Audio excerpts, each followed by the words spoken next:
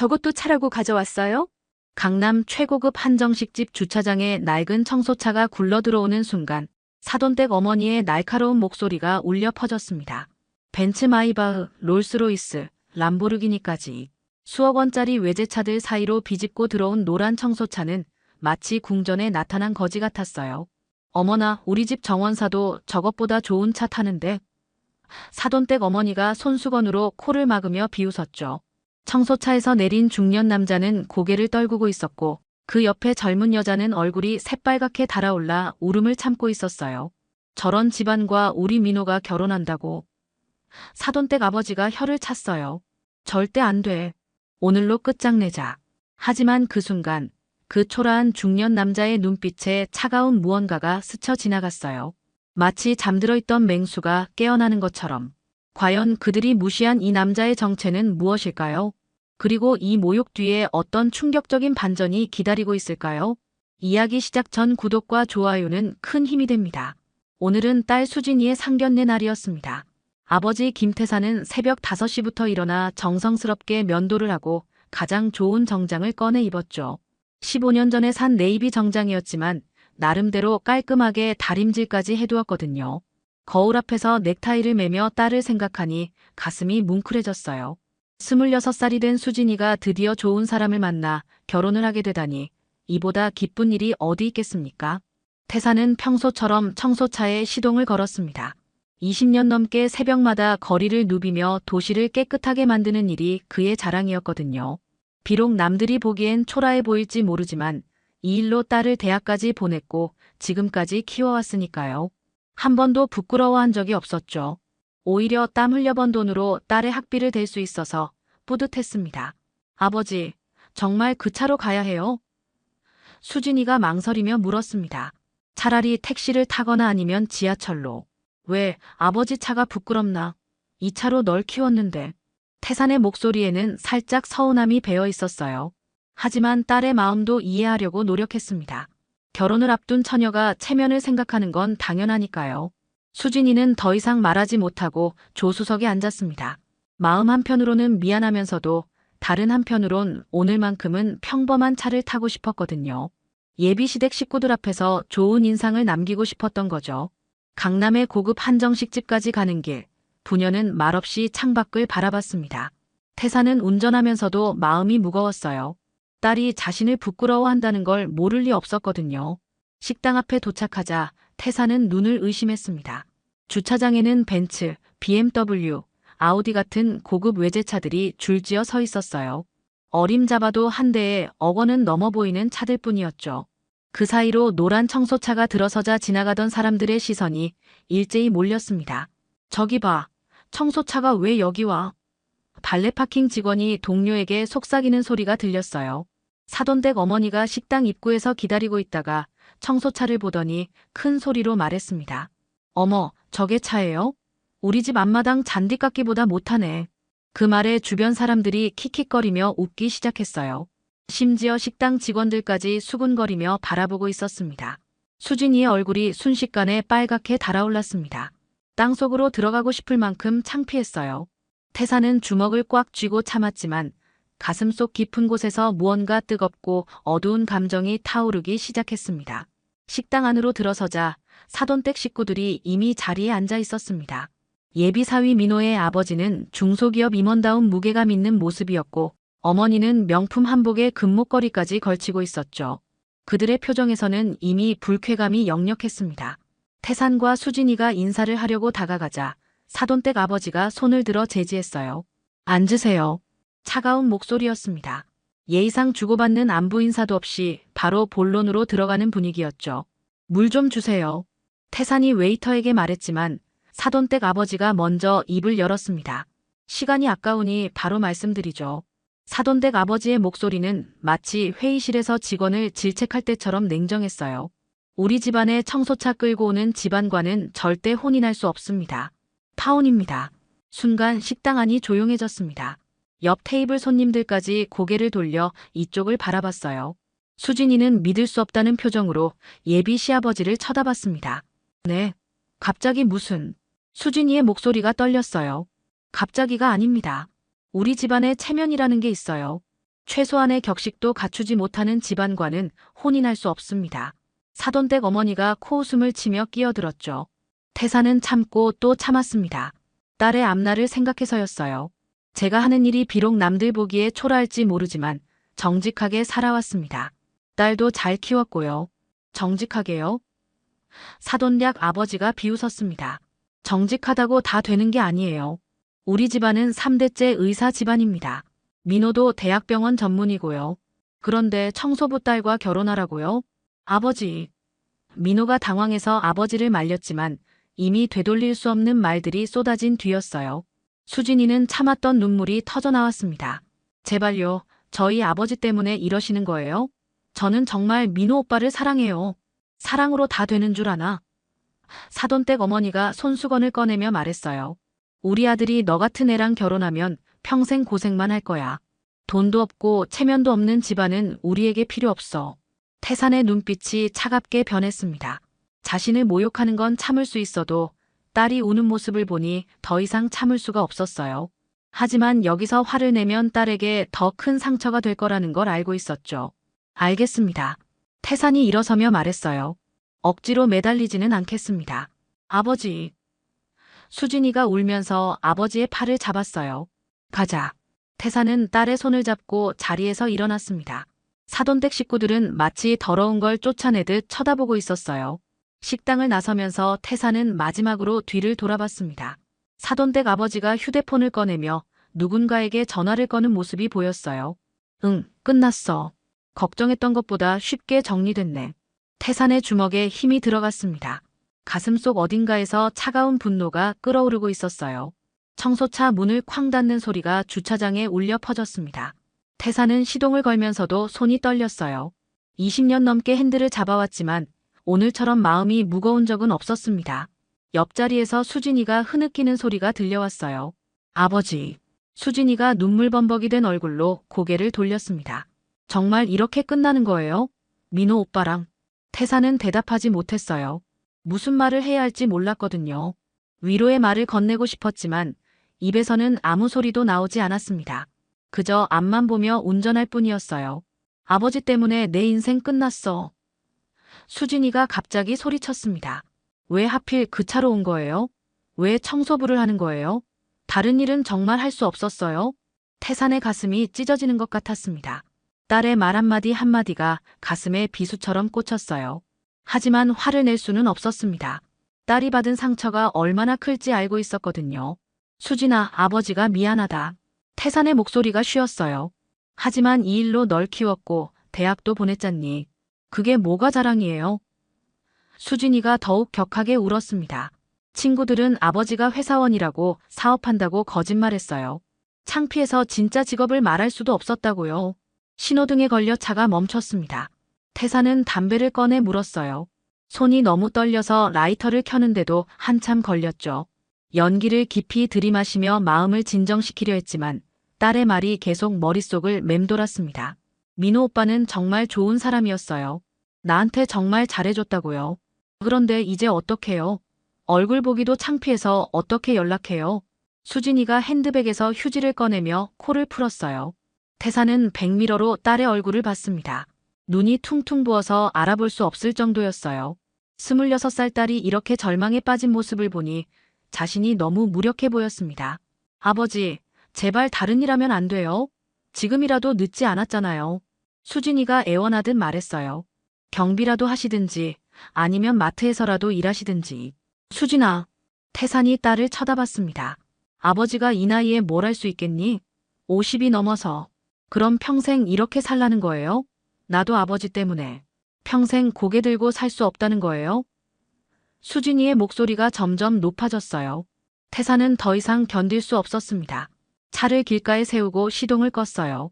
그리고는 고개를 떨구고 담배만 계속 피웠습니다. 연기가 차 안에 가득 찼지만 신경 쓰지 않았어요. 아버지가 정말 미안하다. 태산이 떨리는 목소리로 말했어요. 하지만 아버지도 최선을 다해 살아왔어. 너 하나 키우려고. 최선이 그거예요? 남들한테 무시당하면서 사는 게 최선이에요? 수진이가 차문을 열려고 했어요. 이제 정말 싫어요. 집에도 가기 싫고 아버지 얼굴도 보기 싫어요. 태사는 딸의 손목을 잡았습니다. 수진아, 진정해. 집에 가서 얘기하자. 하지만 딸의 눈빛에는 원망과 분노만 가득했어요. 태사는 그 순간 마음속 깊은 곳에서 무언가 단단한 것이 부러지는 소리를 들었습니다. 동시에 차갑고 어두운 감정이 천천히 스멀스멀 올라오기 시작했어요. 다음 날 새벽 6시, 태사는 평소와 다른 모습으로 잠에서 깨어났습니다. 어젯밤 딸과 실랑이를 벌인 후 거의 잠을 이루지 못했거든요. 하지만 오늘만큼은 달랐어요. 마음속에서 무언가 결심이 서는 느낌이었습니다. 샤워를 마치고 옷장을 열자 먼지가 쌓인 정장들이 줄지어 걸려 있었어요. 10년도 넘게 입지 않았던 수입 정장들이었죠. 그 중에서도 가장 비싼 이탈리아산 정장을 꺼내 입었습니다. 거울 앞에 서자 완전히 다른 사람이 된 것 같았어요. 넥타이를 매면서 태사는 자신의 눈빛을 봤습니다. 어제까지의 초라하고 움츠러든 모습은 온데간데 없고 차가우면서도 날카로운 눈빛이 빛나고 있었어요. 이제 그만 숨어 살 때가 된 것 같았습니다. 청소차 대신 지하 주차장 구석에 덮개를 씌워둔 검은색 제네시스를 꺼냈어요. 먼지를 털어내고 시동을 거니 부드럽게 돌아갔습니다. 정기적으로 정비를 맡겨두었거든요. 강남 중심가의 60층 초고층 빌딩 앞에 차를 세웠습니다. 발레 파킹 직원이 달려와 인사했어요. 안녕하십니까? 태사는 무표정한 얼굴로 빌딩 안으로 걸어 들어갔습니다. 로비에 있던 경비원들이 일제히 허리를 구부리며 인사했어요. 회장님, 안녕하십니까? 엘리베이터가 최상층에 멈추자 중년의 여비서가 기다리고 있었습니다. 회장님, 오늘 일찍 출근하셨네요. 해외 지점장들이 화상회의를 위해 대기 중입니다. 김비서. 태산의 목소리가 차가웠어요. 회의는 나중에 하고 우선 해야 할 일이 있어. 회장실 문을 열고 들어서자 거대한 사무실이 나타났습니다. 바닥부터 천장까지 이어진 통창으로 서울 시내가 한눈에 내려다 보였어요. 책상 위에는 각종 서류들과 함께 대한제강그룹 회장 김태산이라고 적힌 명패가 놓여 있었습니다. 태산은 20년 전을 떠올렸어요. 한때 이 나라 굴지의 철강 기업을 이끌던 그였지만 외환위기 때 회사가 어려워지자 일선에서 물러났죠. 전문 경영인에게 경영권을 맡기고 자신은 뒤로 숨어서 지켜봤던 거예요. 그러면서 딸에게는 평범한 아버지로 살고 싶어서 청소부 일을 시작했던 겁니다. 김비서, 우리 그룹 계열사가 몇 개였지? 태산이 의자에 앉으며 물었어요. 현재 17개 계열사에 직원이 3만 명 정도 됩니다. 작년 매출이 10조 원을 넘었고요. 그렇군. 태산이 고개를 끄덕였어요.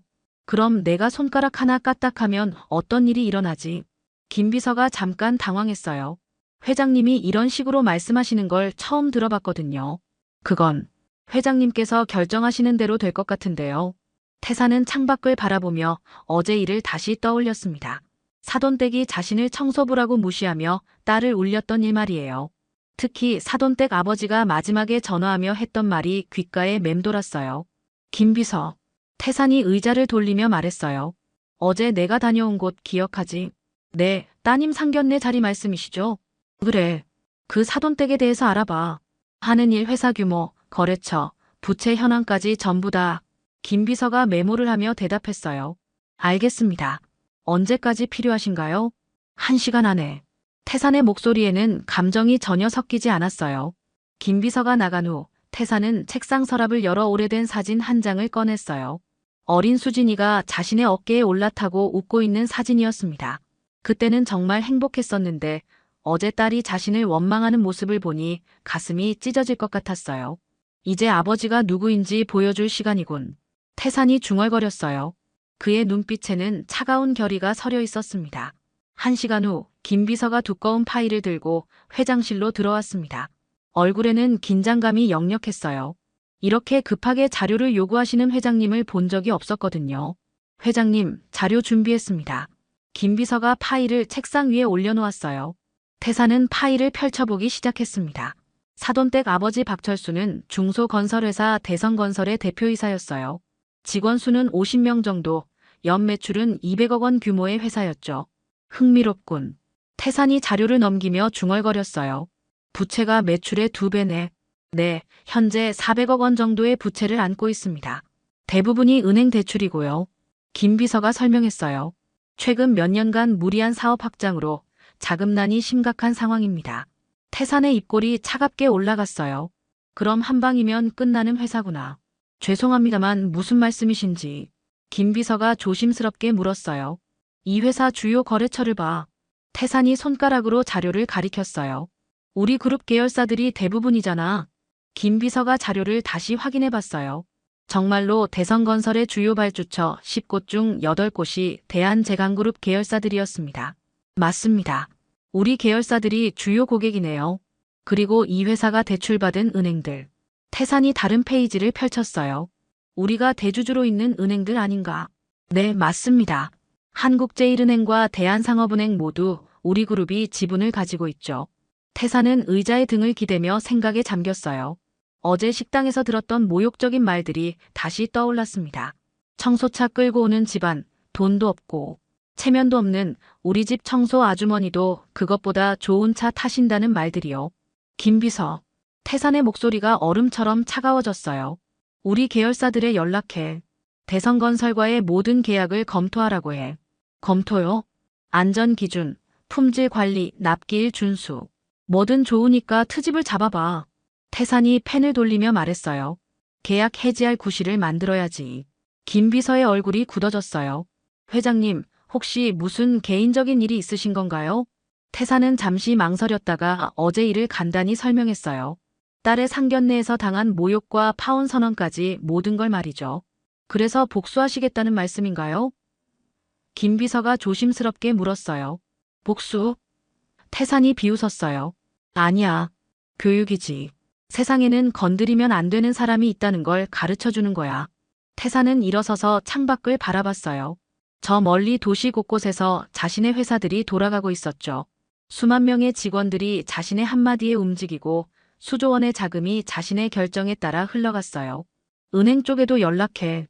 태산이 등을 돌린 채 말했어요. 대성건설 대출 연장을 거부하라고. 회장님, 그러면 그 회사는 망하겠지. 태산이 딱 잘라 말했어요. 어제 나를 청소부라고 무시했을 때는 생각 못했을 거야. 그 청소부가 누구인지 말이야. 김 비서는 더 이상 말하지 못했어요.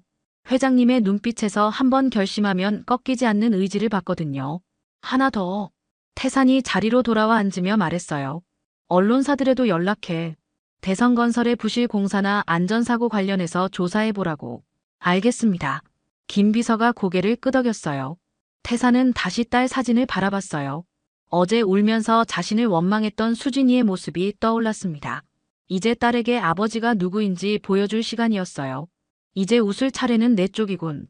태산이 이를 드러내며 냉소했어요. 사흘 후 박철수의 휴대폰이 미친 듯이 울려댔습니다. 아침 8시부터 계속 걸려오는 전화들이었어요. 처음엔 대한제강 계열사 담당자들의 전화였죠.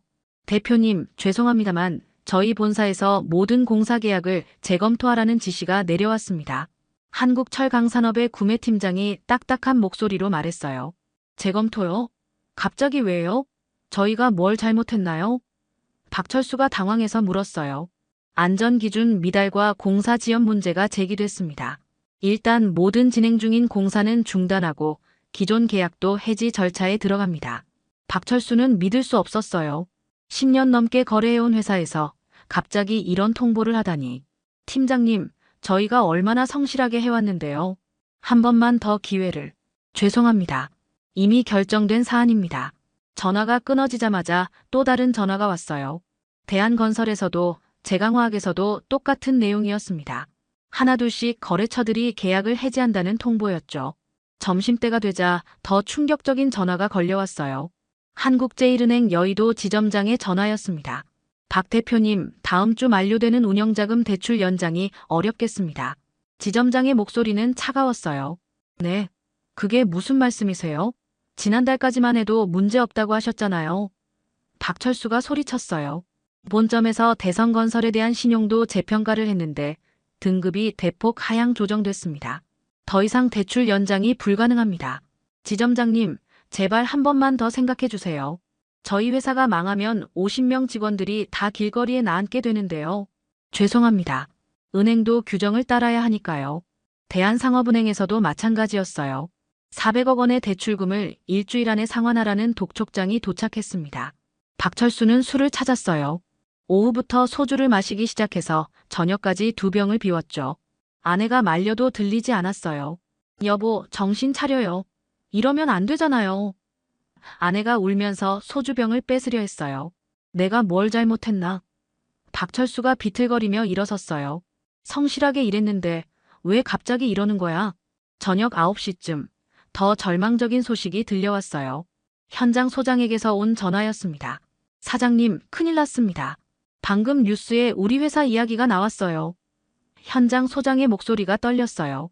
박철수가 황급히 텔레비전을 켰어요. 저녁 뉴스에서 기자가 심각한 표정으로 리포트하고 있었습니다. 최근 대성건설이 시공한 아파트 단지에서 균열이 발견되어 안전성에 문제가 제기되고 있습니다. 또한 지난해 공사 현장에서 발생한 안전사고를 은폐했다는 의혹도 불거지고 있는데요. 이게 뭔 소리야? 박철수가 텔레비전 앞에서 소리쳤어요. 균열은 작년에 다 보수했고 안전사고도 정식으로 신고했는데 하지만 뉴스는 계속됐어요. 각종 언론사들이 앞다투어 대성건설의 문제점들을 파헤치기 시작했습니다. 마치 미리 준비라도 한 것처럼 자세한 자료들이 쏟아져 나왔어요. 박철수는 술에 취해 비틀거리며 절규했습니다. 이게 다 그 인간 때문이야. 청소차 타고 온 그 촌놈 때문이야. 여보, 무슨 소리예요? 무슨 청소차요? 아내가 물었어요. 수진이 시아버지 말이야. 분명 그 인간이 뭔가 했을 거야. 박철수가 소파에 주저앉으며 머리를 감추러요. 하지만 아무리 생각해봐도 청소부가 이런 큰일을 벌일 수 있을 리 없었어요. 박철수는 그저 우연의 일치라고 생각할 뿐이었습니다. 다음 날 아침 회사 문 앞에는 빨간 딱지가 붙어 있었어요. 세무서에서 붙인 압류 통지서였습니다. 이제 정말로 끝이었어요. 일주일이 지나자 박철수는 완전히 절망에 빠졌습니다. 회사는 문을 닫았고 집까지 담보로 잡혀 경매에 넘어갈 위기였어요. 50명의 직원들은 밀린 월급도 받지 못한 채 뿔뿔이 흩어졌죠. 여보, 이제 어떻게 해요? 아내가 울먹이며 물었어요. 은행에서 내일까지 돈을 갚으라는데 어디서 400억을 구해와요? 박철수는 대답할 수 없었어요. 지난 며칠간 아는 사람들에게 전화를 걸어봤지만 모두들 피하기 바빴거든요. 언론에서 연일 대성건설의 부실을 다루면서 이미 업계에서는 박철수를 멀리하고 있었습니다. 그때 아들 민호가 직장에서 일찍 들어왔어요. 얼굴이 창백했습니다. 아버지, 우리 진짜 망한 거예요? 민호가 조심스럽게 물었어요. 그런 것 같구나. 박철수가 힘없이 대답했어요. 회사에서 소문이 다 났어요. 아버지 회사 이야기로 사람들이 수군거리고 나까지 왠지 어깨가 움츠러들어요. 민호가 한숨을 내쉬었어요. 박철수는 가슴이 답답했어요. 아들까지 이런 고생을 하게 만들다니. 미안하다, 민호야. 아버지가 잘못했다. 그런데 아버지, 정말 이상해요. 민호가 소파에 앉으며 말했어요. 수진이 아버지를 만난 후에 갑자기 이런 일들이 벌어지잖아요. 설마 그분이 뭔가 하신 건 아니겠죠? 그런 말도 안 되는 소리 하지 마라. 박철수가 고개를 저었어요. 청소부가 무슨 힘이 있다고. 하지만 마음 한구석에서는 의심이 자라고 있었어요. 너무나 절묘한 타이밍이었거든요. 그 다음 날 아침, 박철수는 마지막 수단을 생각해냈어요. 직접 찾아가서 사정해보는 것이었습니다. 혹시나 해서 김태산의 주소를 알아봤는데 의외로 강남의 고급 아파트였어요. 여보, 정말 가실 거예요? 아내가 걱정스러운 표정으로 물었어요. 다른 방법이 없어. 무릎이라도 꿇고 사정해볼 거야. 박철수가 정장을 입으며 말했어요. 하지만 아파트에 가니 관리실에서 김태산은 이사 갔다는 말을 들었습니다. 그제야 박철수는 인터넷으로 김태산을 검색해봤어요. 그런데 검색 결과가 충격적이었습니다. 대한제강그룹 김태산 회장이라는 기사가 첫 번째로 나왔거든요. 이게 뭔 소리야? 박철수가 화면을 다시 확인했어요. 분명히 그 사람이 맞았습니다. 사진까지 똑같았어요. 손이 부들부들 떨렸어요. 대한제강그룹이면 이 나라 재계 10위 안에 드는 대기업이었거든요. 자신이 무시했던 그 사람이 그런 거물이었다니. 여보, 여보. 박철수가 아내를 불렀어요. 큰일 났어. 수진이 아버지가 대한제강 회장이야. 네, 무슨 소리예요? 아내가 달려와 화면을 봤어요. 어머나, 정말이네요. 이제야 모든 게 설명됐어요. 왜 갑자기 모든 거래처가 등을 돌렸는지, 왜 은행들이 일제히 대출을 회수했는지 말이죠. 박철수는 더 이상 망설일 수 없었어요. 강남의 대한제강 본사 빌딩으로 달려갔습니다. 하지만 경비실에서부터 막혔어요. 죄송합니다. 약속 없으신 분은 출입이 안 됩니다. 제발요. 회장님께 박철수라고 전해주세요. 꼭 만나야 할 일이 있어요. 박철수가 애원했어요. 1시간을 기다린 후에야 김 비서가 내려왔어요. 회장님께서 잠깐 시간을 내주신다고 합니다. 하지만 10분만요. 박철수는 떨리는 다리로 엘리베이터에 올랐어요. 최상층 회장실 문이 열리자 거대한 사무실에 김태산이 앉아 있었습니다. 며칠 전 식당에서 봤던 초라한 모습은 온데간데없고 위압적인 포스가 느껴졌어요. 무슨 일로 왔나? 김태산이 차가운 목소리로 물었어요. 박철수는 그 자리에서 무릎을 꿇었습니다. 회장님, 몰라 배웠습니다. 제발 한 번만 살려주십시오. 아내도 따라와서 함께 바닥에 머리를 박으며 울부짖었어요. 저희가 잘못했어요. 제발 용서해주세요. 김태산은 무표정한 얼굴로 그들을 내려다봤습니다. 어제는 내가 당신들보다 작아 보였겠지. 하지만 오늘은 내가 당신들을 짓밟는다. 박철수와 그의 아내는 바닥에 엎드려 계속 애원했습니다. 하지만 김태산은 창밖을 바라보며 말없이 서 있을 뿐이었어요. 그의 표정에서는 어떤 감정도 읽을 수 없었습니다. 회장님, 제발 기회를 한 번만 더 주세요. 박철수가 머리를 바닥에 찌우며 울었어요. 저희가 정말 잘못했습니다. 잘못했다고. 김태산이 천천히 돌아섰어요. 어제는 청소차 끌고 온 집안이라며 파혼 선언하셨는데 오늘은 갑자기 잘못했다고요? 그건 정말 죄송합니다. 제가 눈이 멀었어요. 회장님을 몰라 뵙고. 박철수의 목소리가 떨렸어요. 김태산은 책상 앞으로 걸어가 의자에 앉았어요. 당신들이 내 딸을 울렸을 때는 생각 못했겠죠? 그 청소부의 정체가 뭔지 말이에요.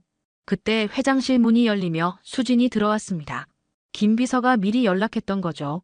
수진이는 바닥에 엎드린 예비 시부모를 보고 깜짝 놀랐어요. 아버지, 이게 무슨 일이에요?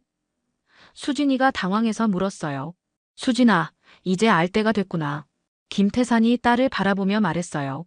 내가 부끄러워했던 청소차 아버지가 누구인지. 수진이는 이해할 수 없었어요. 아버지가 갑자기 이런 고급 빌딩 회장실에 있다는 것도, 박철수 부부가 바닥에 엎드려 있다는 것도 말이죠. 아버지, 대체 무슨 일인지 설명해 주세요.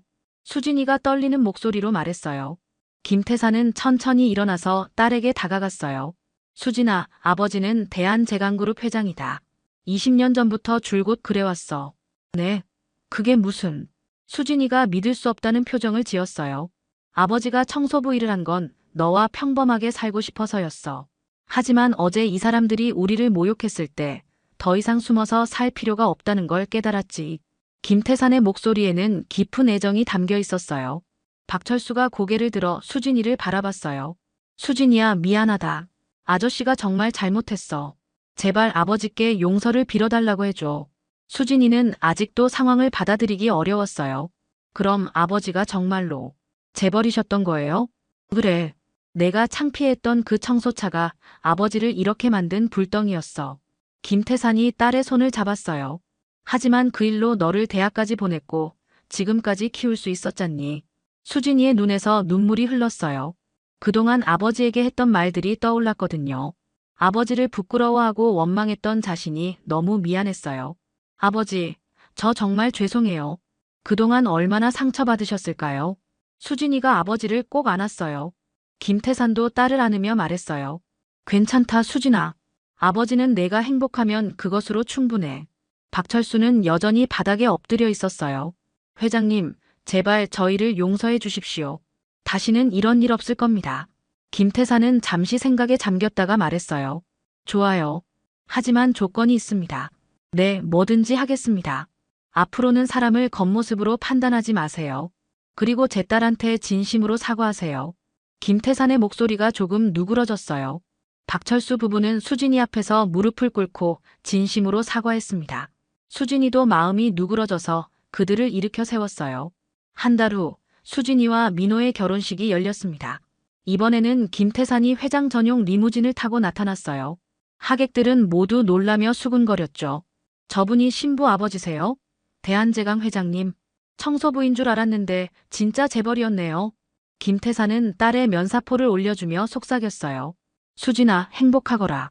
결혼식이 끝나고 리무진에 오르면서 김태사는 창밖으로 스쳐 지나가는 풍경을 바라봤어요. 저 멀리 자신이 20년간 몰았던 청소차와 똑같은 차가 거리를 지나가고 있었습니다. 이제 정말 끝이구나. 김태산이 만족스럽게 미소 지었어요. 딸이 행복해하는 모습을 보니 그동안의 모든 고생이 보상받는 기분이었습니다. 오늘도 미자는 여느 때처럼 저녁상을 차렸습니다. 90살이 다 되어가는 나이에도 손끝은 여전히 정교했죠. 쌀을 씻고 물을 맞추는 것부터 시작해서 반찬 하나하나까지 정성을 다해 준비하는 게 미자의 일상이었어요. 미자는 밥솥 뚜껑을 열고 갓 지어진 하얀 쌀밥을 살펴보았어요. 윤기가 자르르 흐르는 밥알들이 완벽했습니다. 하윤아, 아빠 엄마 불러. 미자가 밥을 그릇에 퍼내는 순간 코끝에 이상한 냄새가 스쳤습니다. 아주 미세하지만 분명한 쓴내였죠. 평생을 밥과 함께 살아온 미자에게는 놓칠 수 없는 신호였어요. 쌀이 상했나? 아니면 밥솥에 문제가 생겼나? 고개를 갸웃하며 다시 한번 냄새를 맡아보려던 그때였습니다. 손녀 하윤이가 미자의 귀에 바짝 다가와 속삭였어요. 할머니, 이 밥 절대 먹지 마세요. 아이의 목소리는 간절했고 작은 손이 미자의 팔을 꼭 붙잡았습니다. 미자는 깜짝 놀라 하윤이를 바라보았죠. 8살 아이의 눈에 진짜 걱정이 서려 있었어요. 왜 그래, 하윤아? 하지만 하윤이는 대답하지 않고 고개만 저었습니다. 그때 준호와 유정이 거실에서 나왔어요. 어머니, 밥상 차리셨네요. 수고하셨습니다. 준호가 정중하게 인사했고 유정은 미자 옆에 서서 반찬들을 식탁으로 옮겼어요. 평범한 저녁 풍경이었죠. 하지만 미자의 마음속에는 하윤이의 귓속말이 맴돌고 있었습니다. 식탁에 앉은 미자는 밥그릇을 앞에 두고 잠시 망설였어요. 평생 한 번도 의심해 본 적 없던 자신의 밥을 의심하게 되다니. 하지만 하윤이의 간절한 눈빛을 잊을 수 없었죠. 미자는 숟가락으로 밥을 떠서 입에 가져가는 척했습니다. 그리고 아무도 보지 않을 때 재빠르게 휴지에 밥을 싸서 가방 속에 넣었어요. 50년 넘게 요리를 해온 손놀림은 누구도 눈치채지 못할 만큼 자연스러웠습니다. 어머니, 입맛이 없으세요? 유정이 걱정스럽게 물었지만 미자는 국물만 떠먹으며 괜찮다고 대답했어요. 평범해 보이는 저녁 식탁 위에 보이지 않는 위협이 올라와 있다는 걸 그때는 아무도 몰랐죠. 다음 날 아침 미자는 평소보다 일찍 일어났습니다. 어젯밤 하윤이의 귓속말이 계속 머릿속을 맴돌았거든요. 부엌으로 향하던 미자는 세면대 옆 선반에서 이상한 걸 발견했어요. 작은 분쇄기였죠. 미니 그라인더라고 부르는 그런 기계 말입니다. 이게 언제부터 여기 있었지? 미자가 분쇄기를 자세히 살펴보니 안쪽에 하얀 가루 흔적이 남아 있었어요. 아주 미세한 가루였죠. 약을 갈 때 쓰는 건가 싶어 냄새를 맡아보니 묘한 냄새가 났습니다. 어디서 맡아본 것 같은데 정확히 기억나지 않았어요. 그때 유정이 세면대로 나왔습니다. 미자는 분쇄기를 가리키며 물었죠. 유정아, 이게 뭐야?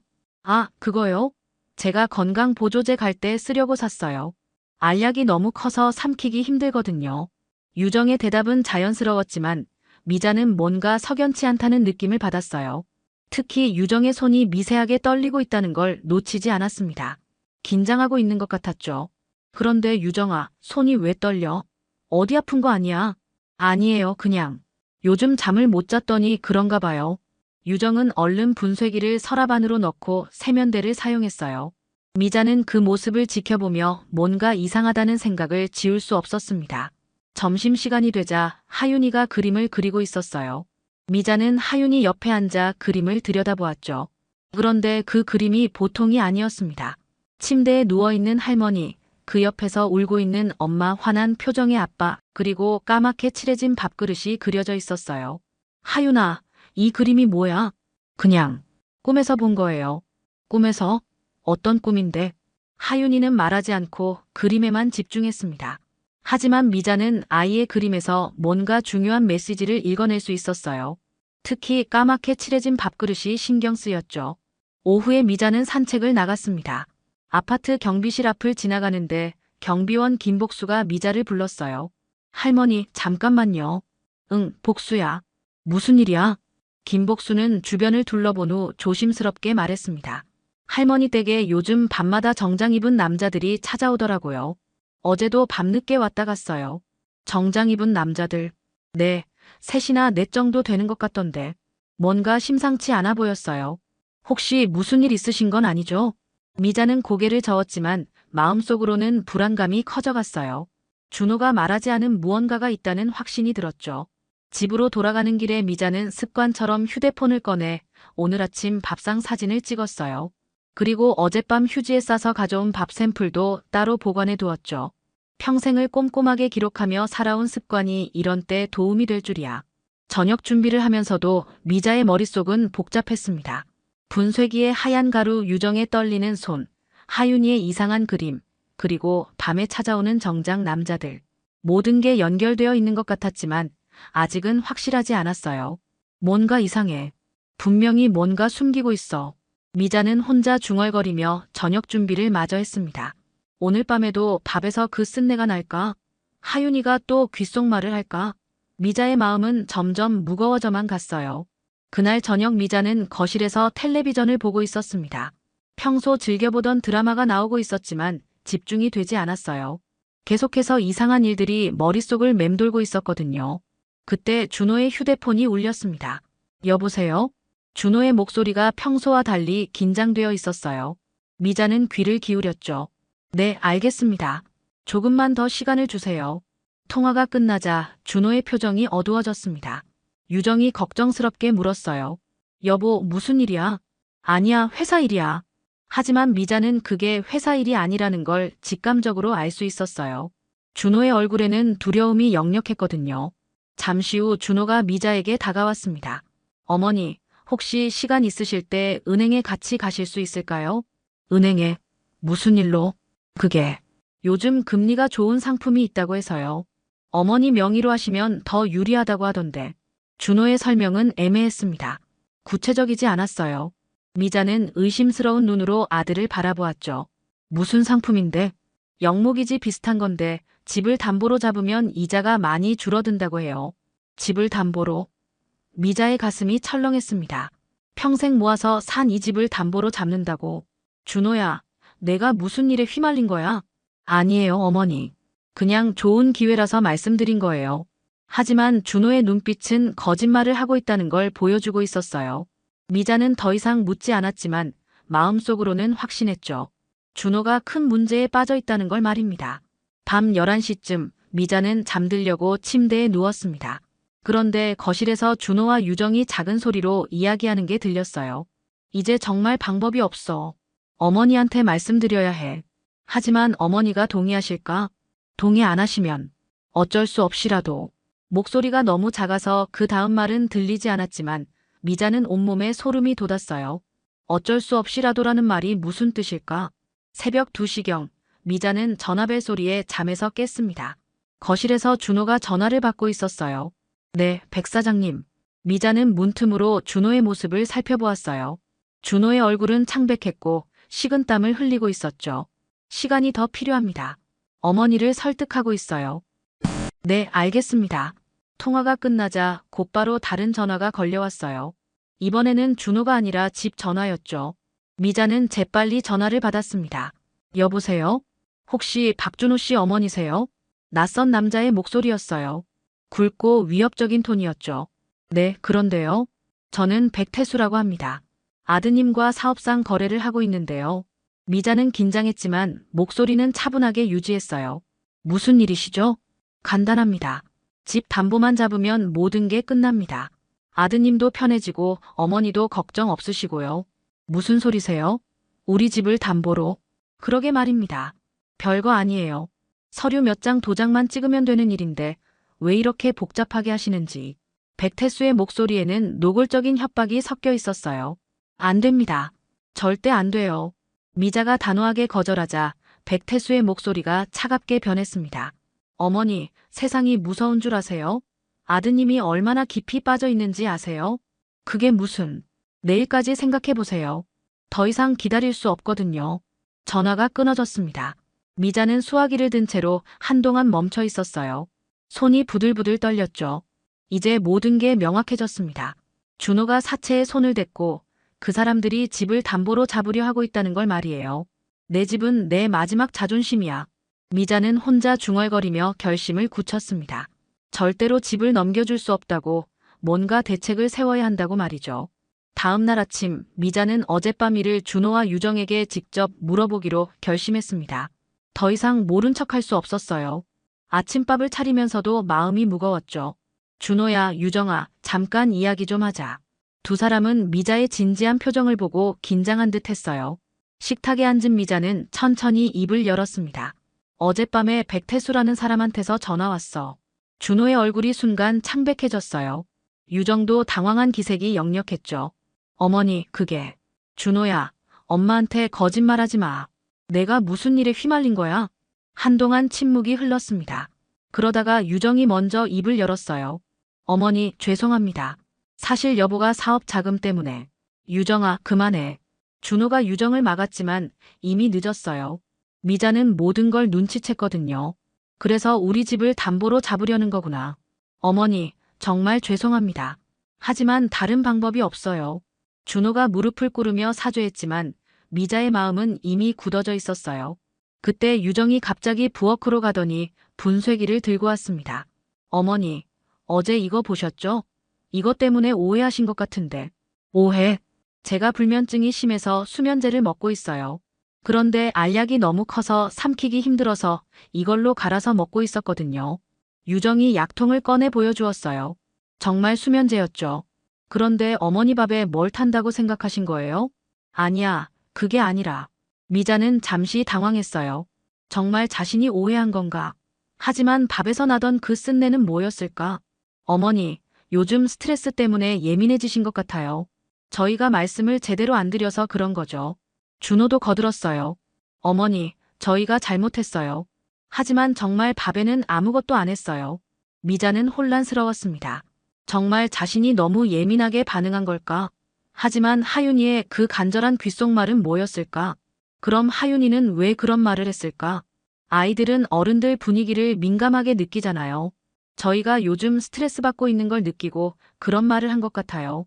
유정의 설명은 그럴듯했어요. 미자는 잠시 자신을 의심하기 시작했죠. 그렇다면 혹시 미자가 망설이고 있을 때 문득 생각났어요. 가방에 보관해둔 밥 샘플 말입니다. 그래도 확인해보고 싶어. 뭘요? 어제 밥 말이야. 혹시 몰라서 좀 가져다 뒀거든. 준호와 유정의 표정이 미묘하게 변했어요. 아주 잠깐이었지만 미자는 놓치지 않았죠.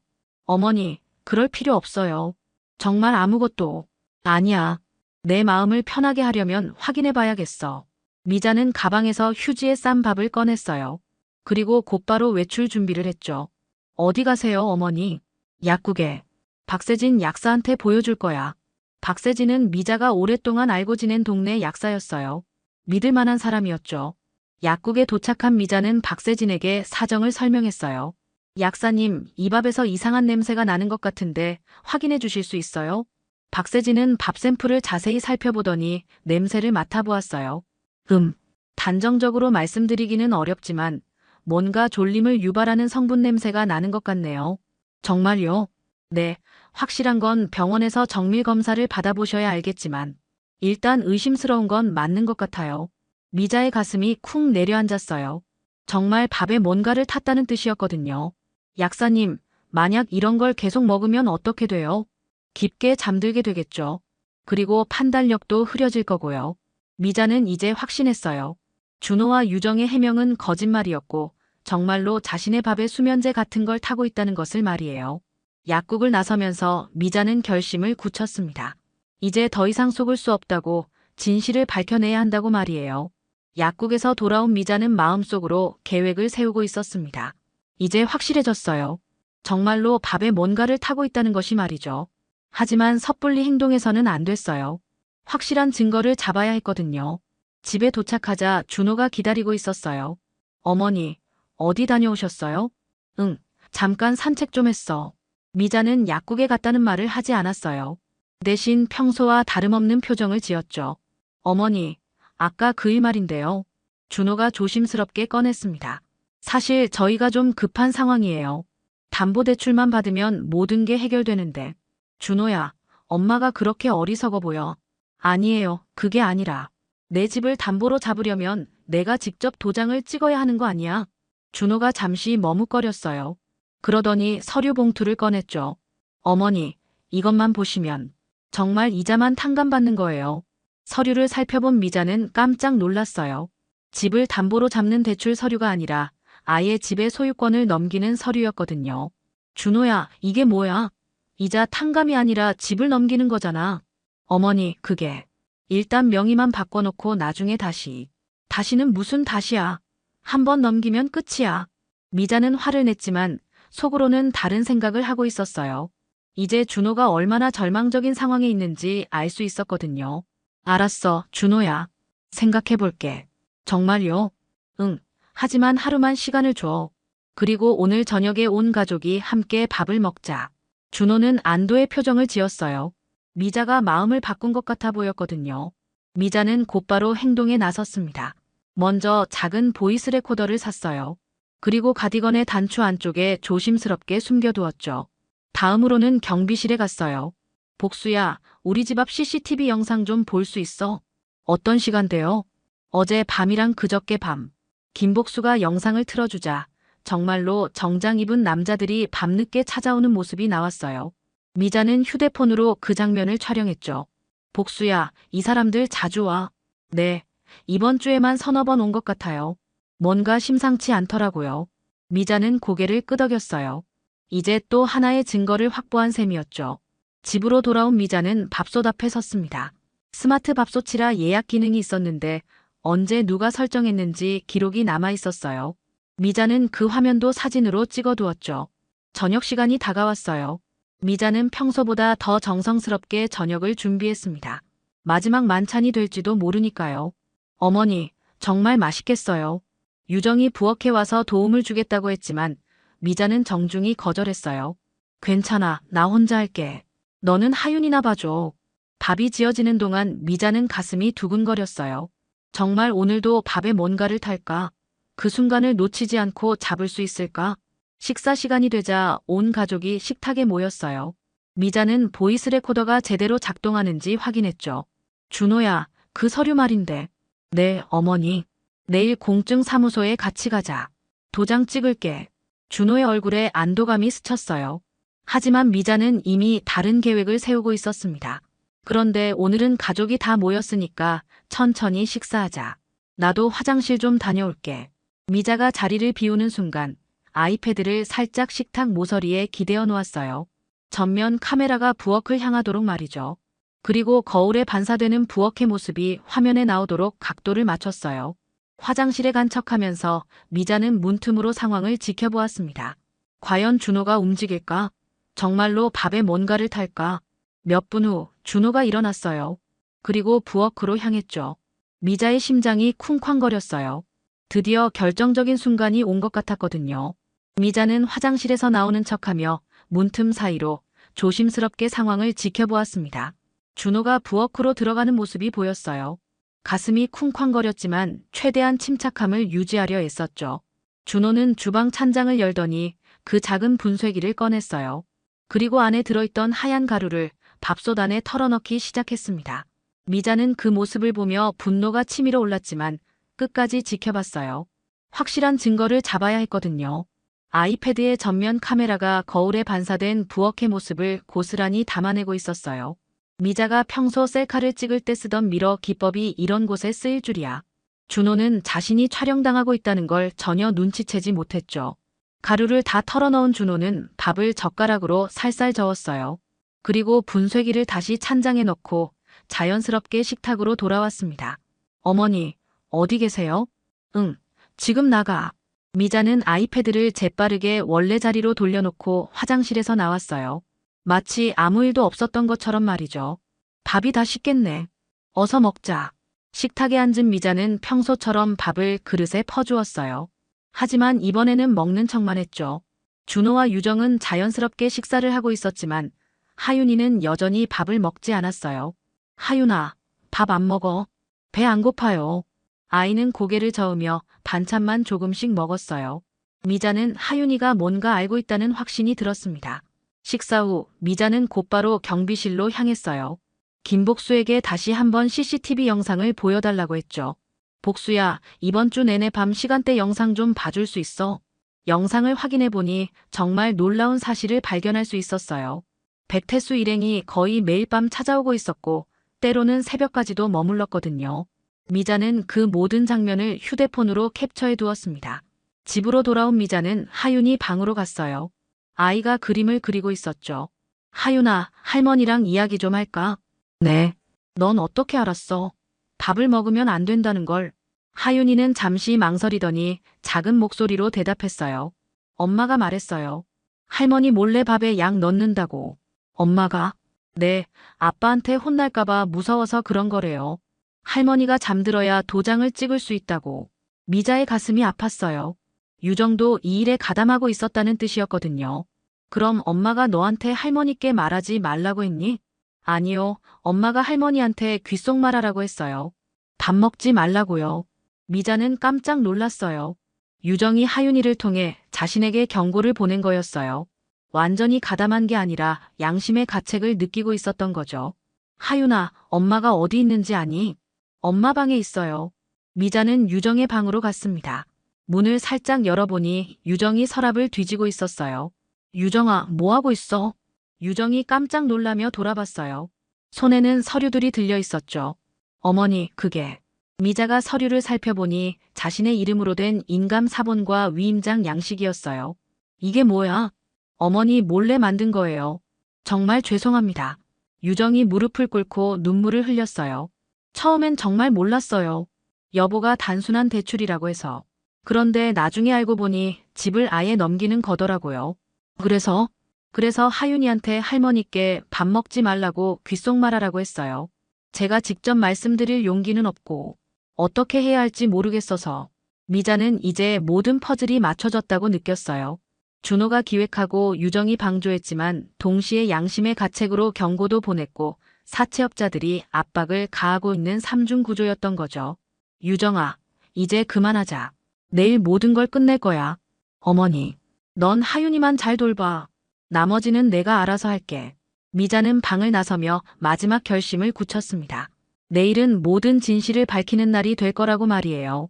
다음 날 아침, 준호는 들뜬 표정으로 미자에게 다가왔습니다. 어머니, 오늘 공증사무소에 가실 준비 되셨죠? 그럼 준비됐어. 미자는 차분하게 대답했어요. 하지만 속으로는 다른 계획을 세우고 있었죠. 그런데 준호야, 나 혼자 가기가 좀 그래서 말순 권사님이랑 약사 선생님이 같이 가주기로 했어. 네, 왜요? 나이 먹으니까 중요한 일에는 증인이 있어야 마음이 놓여서. 준호의 얼굴이 살짝 어두워졌지만 거절할 이유를 찾지 못했어요. 이미 미자가 서류에 도장을 찍기로 약속했으니까요. 공증사무소에 도착했을 때 말순 권사와 박세진 약사가 이미 기다리고 있었습니다. 준호는 약간 당황한 기색을 보였지만 어쩔 수 없다는 듯 인사를 나눴죠. 자, 이제 서류를 확인해 보시죠. 공증인이 서류를 펼쳐놓았을 때 미자가 갑자기 가방에서 봉투를 꺼냈어요. 잠깐만요. 서류를 보기 전에 먼저 보여드릴 게 있어요. 미자는 테이블 위에 여러 가지 증거들을 차례로 꺼내놓기 시작했습니다. 밥솥 예약 로그 사진, 경비실 CCTV 캡처 화면, 그리고 아이패드에 녹화된 영상까지. 이게 뭐예요, 어머니? 준호가 당황해서 물었지만 미자는 침착하게 계속했어요. 준호야, 내가 내 밥에 수면제를 탄 증거들이야. 공증인과 말순 권사, 박세진 약사 모두 깜짝 놀란 표정을 지었어요. 준호의 얼굴은 창백해졌죠. 어머니, 그게 무슨... 이 영상 좀 보세요. 미자가 아이패드 화면을 돌려서 보여주자 준호가 분쇄기에서 가루를 꺼내 밥솥에 넣는 모습이 선명하게 나타났어요. 그리고 이건 경비실 CCTV예요. 밤마다 찾아오는 사채업자들 모습이고요. 한 장씩 증거를 제시할 때마다 준호는 점점 더 초라한 모습이 되어갔어요. 내가 내 밥맛을 속였어. 내 밥을 건드린 건 내 삶을 건드린 거야. 미자의 목소리에는 분노와 실망이 섞여 있었어요. 그때 갑자기 유정이 공증사무소로 뛰어들어왔습니다. 눈이 빨갛게 부어 있었죠. 어머니, 정말 죄송합니다. 유정이 바닥에 무릎을 꿇고 눈물을 흘리기 시작했어요. 저 말리고 싶었어요. 정말로요. 그래서 하윤이한테 할머니께 귓속말하라고 했고요. 유정아, 처음에는 정말 몰랐어요. 단순한 대출인 줄 알았는데 나중에 보니까 집을 아예 넘기는 거더라고요. 그래서 하윤이를 통해서라도 막으려고 했던 거예요. 말순 권사가 유정의 어깨를 감싸며 달래주었어요. 바로 그때 공증 사무소 문이 또다시 열리며 정장을 입은 남자 셋이 들어왔습니다. 백태수 일행이었죠. 박준호 씨, 약속 시간 다 됐는데 아직도. 백태수가 말을 시작하다가 상황을 파악하고는 표정이 변했어요. 뭐야 이게? 왜 이렇게 사람이 많아? 미자가 즉시 휴대폰을 꺼내 일일이 번호를 눌렀어요. 여보세요, 경찰서예요? 협박을 당하고 있어요. 동시에 미자는 보이스 레코더를 꺼내 어젯밤 백태수와의 통화 내용을 재생했습니다. 어머니, 세상이 무서운 줄 아세요? 아드님이 얼마나 깊이 빠져 있는지 아세요? 녹취록에서 나오는 백태수의 협박적인 목소리가 사무소 안을 가득 채웠어요. 백태수의 얼굴이 순간 일그러졌지만 이미 늦었어요. 공증인이 곧바로 사무소 보안 시스템을 작동시켰고 말순 권사도 자신의 휴대폰으로 일일이를 신고했거든요. 준호야. 미자가 무너져가는 아들을 바라보며 말했어요. 엄마한테 정말 실망했어. 하지만 아직 늦지 않았어. 준호가 마침내 무릎을 꿇고 흐느꼈어요. 어머니, 정말 죄송합니다. 돈 때문에. 한 번만 일하고 생각했는데. 정말 죄송합니다. 몇 분 후 경찰이 도착했고 백태수 일행은 협박과 사문서 위조 미수 혐의로 연행되었어요. 준호도 함께 경찰서로 가야 했지만 미자의 선처 요청으로 보호관찰과 치료 상담을 받는 조건으로 일단 풀려났죠. 이제 끝났어. 미자는 깊은 한숨을 내쉬며 혼자 중얼거렸어요. 길고 긴 악몽이 드디어 끝난 것 같았습니다. 경찰 조사가 끝난 후 미자는 집으로 돌아왔습니다. 집안은 조용했지만 무겁게 가라앉아 있었어요. 준호는 경찰서에서 조사를 받고 있었고 유정은 하윤이와 함께 친정에 가 있었죠. 며칠 후 준호가 집으로 돌아왔어요. 얼굴이 많이 야위었고 눈빛도 예전과 달랐습니다. 어머니, 앉아. 미자는 준호를 소파에 앉히고 차를 한 잔 끓여주었어요. 경찰서에서 뭐라고 하던 보호관찰 6개월이랑 도박 중독 치료 프로그램을 받으라고 했어요. 그리고 사채업자들은 협박죄로 구속됐고요. 그럼 됐네. 미자의 목소리는 담담했어요. 화나 있었지만 이미 많이 가라앉은 상태였죠. 어머니, 정말 죄송합니다. 어떻게 용서를 구해야 할지. 준호야, 용서는 내가 앞으로 어떻게 사느냐에 달려있어. 준호가 고개를 끄덕였어요. 눈에 진정한 후회의 빛이 보였죠. 그 다음 주부터 준호는 달라지기 시작했습니다. 치료 프로그램에 성실히 참여했고 새로운 일자리를 구하러 다녔어요. 유정도 집으로 돌아와서 가족 회복을 위해 노력했죠. 어머니, 제가 요리 도와드릴까요? 괜찮아, 내가 할게. 하지만 미자는 이제 밥을 지을 때마다 누군가 지켜보고 있다는 걸 확인했어요. 더 이상 혼자 부엌에 있지 않았죠. 한편으로는 준호의 채무 문제도 해결해야 했어요. 미자는 교회의 말순 권사와 함께 법률구조공단에 상담을 받으러 갔어요. 채무 조정을 신청하시면 이자를 많이 줄일 수 있어요. 얼마나 줄일 수 있나요? 현재 상황으로는 약 30% 정도 가능할 것 같습니다. 미자는 안도의 한숨을 내쉬었어요. 집을 팔지 않고도 해결할 수 있는 길이 보였거든요. 그런데 할머니, 아드님이 성실하게 갚아나가셔야 해요. 그럼요, 당연하죠. 미자는 준호에게 모든 상황을 설명했어요. 그리고 앞으로의 계획도 함께 세웠죠. 준호야, 이제 정말 마지막 기회야. 네, 어머니. 절대 실망시켜드리지 않겠습니다. 준호의 목소리에는 진정성이 있었어요. 한 달 후 하윤이가 임시로 미자와 함께 지내게 되었어요. 준호와 유정이 상황을 정리하는 동안 말이죠. 할머니, 이제 밥이 안전해요? 하윤이가 천진하게 물었고 미자는 웃으며 대답했어요. 그럼, 이제 완전히 안전해. 어느 일요일 오후 미자는 하윤이와 함께 부엌에 서 있었습니다. 갓 지은 하얀 쌀밥에서 구수한 냄새가 올라왔어요. 할머니, 이 밥에는 뭘 올려 먹어요? 달걀장 어때? 좋아요. 미자는 달걀을 깨뜨려 간장에 비비고 참기름 몇 방울을 떨어뜨렸어요. 그리고 김을 부셔서 솔솔 뿌렸죠. 자, 이제 먹어보자. 하윤이가 한 숟가락 떠서 입에 넣더니 환하게 웃었어요. 할머니, 정말 맛있어요. 그렇지. 진짜 밥맛이 이런 거야. 미자도 한 숟가락 떠서 천천히 씹었어요. 쌀알 하나하나가 입안에서 고소하게 퍼져나갔죠. 아무것도 섞이지 않은 정말 순수한 밥맛이었어요. 하윤아. 네. 밥은 사랑이야. 사랑은 속이지 않아. 속이지 않는다는 게 무슨 뜻이에요? 진짜 사랑하면 나쁜 마음으로 뭔가를 숨기지 않는다는 뜻이야. 하윤이가 고개를 끄덕였어요.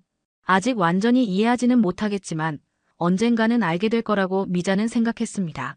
창밖으로 석양이 지고 있었어요. 긴 하루가 끝나가고 있었지만 미자의 마음은 평온했습니다. 드디어 진짜 평화가 찾아온 것 같았거든요. 할머니, 내일도 이렇게 밥 먹을 수 있어요? 그럼 매일 이렇게 먹자. 미자는 하윤이의 머리를 쓰다듬으며 미소를 지었어요. 이제 정말 모든 게 끝났고 새로운 시작이 기다리고 있다는 걸 알 수 있었죠. 밥 한 그릇에 담긴 진정한 사랑과 함께 말입니다.